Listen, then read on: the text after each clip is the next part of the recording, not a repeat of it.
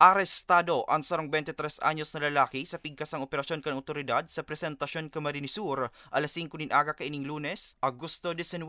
Binisto ang suspect sa alias na Buboy, mayong trabaho, soltero, residente kang naunambita na banwaan na pigkukonsiderang rank 1 most wanted person kan pareho man na banwaan. Sigun kay Police Captain Mark Espania, ang Acting Chief of Police kan Presentasyon Municipal Police Station, na aatubang ang suspect sa kasong panlulugos na nakomiter kaini kan nakalihis na taon.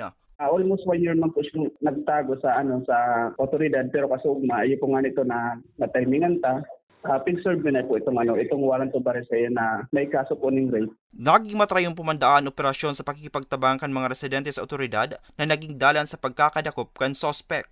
Ilocano po sir, nagpapasalamat kami duman sa mga concerned citizen na nagtatausa mo yung impormasyon, lalong-lalo na po duman sa lugar kung saan nagtatago ito may mga warrant of arrest. Kasi ini pong mga operations ni po, halos 90% po dahil po sa tabang kang community sa mga concerned citizen.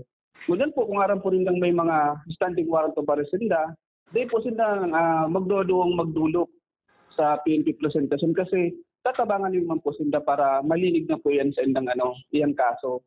Nasa kustodiya pa kan PNP ang suspetsado mantang pigalat ang commitment order nga ni maibalyo ini sa Bureau of Jail Management and Penology. Para sa mga baretang tatak Bicol, Hercules Barbacena.